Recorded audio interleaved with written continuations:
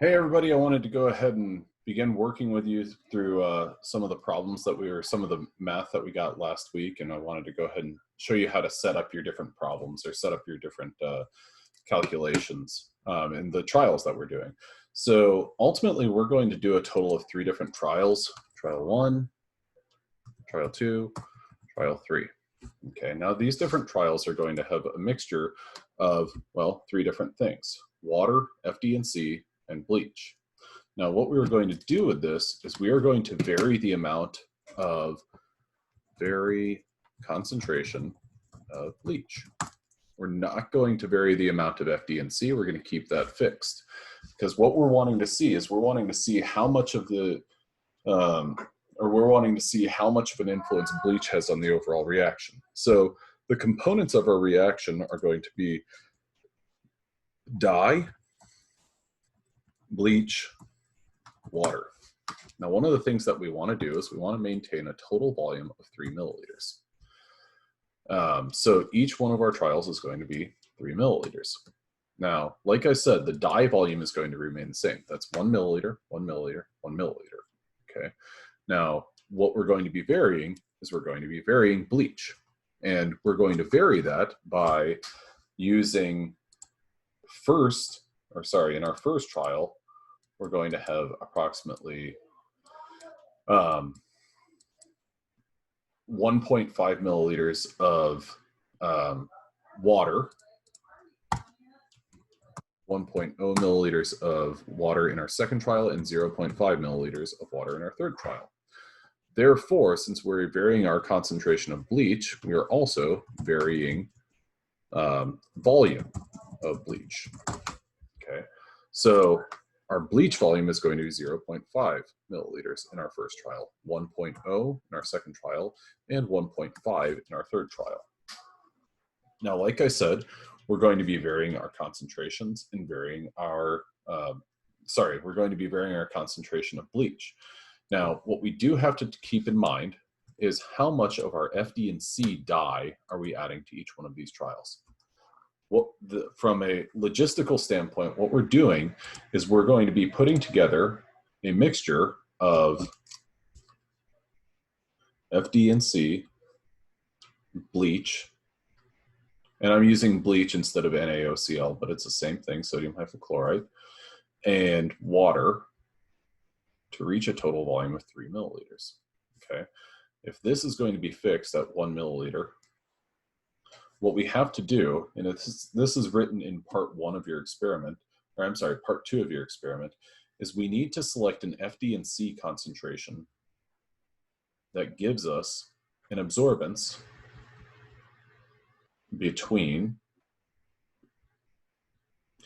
1.0 and 0.9. Okay, now the absorbance that gives us that is actually from a concentration. If we look back to our previous week's data, our FD&C concentration of 1.01 times 10 to the negative fifth gave us that absorbance. It gave us an absorbance of 0.962. So our concentration, initial concentration that we're going to have to use, is going to be 3 times that volume. So what we're doing is we're going to mix up our components into a 3 ml solution, and then put 1 milliliter at a time into a cuvette. Okay, so this 3 ml mixture, 1 milliliter will go into a cuvette, and then we'll read the absorbance and collect data based on that. So what that means is we have to use 3 times the concentration of FD&C that we used from last time. And so what we're going to do is we're going to type in 1.01 e to the negative fifth. Oopsies. Yes, I do accept that concept. No, I don't accept that. Equals 1.01 e to the negative fifth. There we go. And that's going to be the same across all of our trials. Okay. Now, dye concentration, final concentration. Okay, so we can do this divided by 3. And so what we'll have there is a concentration that will give us, in this whole mixture, that will give us that absorbance that's close to 1. Okay, so that's the concentration that we'll have in each one of our trials. Now, what's important for us to appreciate about this, though, is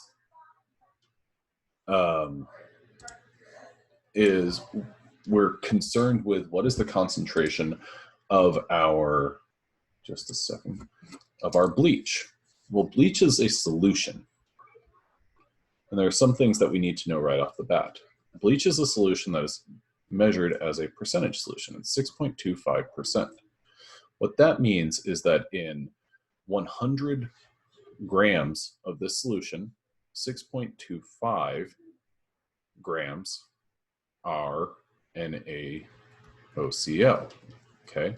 Another thing that we need to know about bleach is that if you collected 1 milliliter of it, it would have a mass of 1.1 grams. So the density of bleach is higher than that of water. The density of bleach is 1.1 grams per milliliter. This is going to be relevant for our calculation that we're going to do. What we need to do is we need to take this percentage and convert it into a molarity.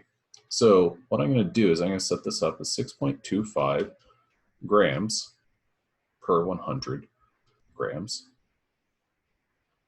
of our overall solution. Now what I'm going to do is I'm going to say, well, 100 grams of a solution is, using the density of water, is 100 milliliters. Okay. And then I just want to convert this into liters, so I'm going to say 100 milliliters is the same as 0.1 liters. Okay, so I can cancel out my grams. This first part was about converting basically a solution from a measurement in masses to a measurement in volume. Okay, the next one was simply to get from milliliters into liters. And the reason that I wanted to get from milliliters to liters is because this right here, the 6.25, well, that's 6.25 grams of NaOCl. That 6.25 grams of NaOCl, excuse me, I'm going to convert that to moles. And since my destination or my goal is to get it in terms of moles per liter, here's what I'm going to do. I've got grams, I've got liters, so I'm at grams per liter. I need to convert this to moles. And so what I'm going to do is look at my overall mass for NaOCl. And Na has a mass of 23 grams per milliliters.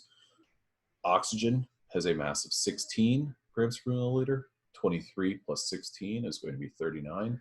And chlorine has a mass of 35.5 grams per mole. Okay, so I'm looking at a total of 74.5 grams per mole. So I'll put grams of NaOCl in 1 mole. NaOCl. Okay, so now my grams are going to be removed. And basically what I've got is 6.25 times 1 divided by 74.5 times 0.1. And so 6.25 divided by 0.1 times 74.5. And that is going to be equal to, just a second, I got to use my calculator. 6.25 divided by parentheses 0.1 times 74.5. And that gives me a mistake that I made in here. Oh, I'm sorry, I made a mistake in there. Just a second. The mistake that I made was, well, I overlooked something. And what I overlooked was the density that I already defined. My density was, if you plug all this in, you're going to get a number that's 0.8, I think 838839. Now, like I said, I made a mistake, and it was a mistake that I intentionally wrote down so that I wouldn't make. So what I did was I made my mistake right there, okay? How did I make that mistake right there? Well, you could call it just forgetfulness and, maybe just kind of simple operating procedure. But the mistake that I made was I used basically the density of water.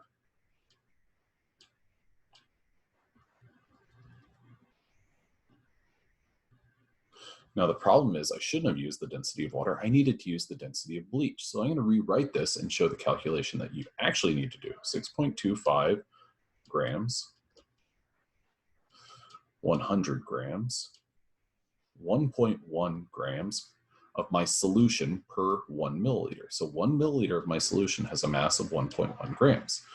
Now, I could write this as 100 milliliters is 0.1 liters.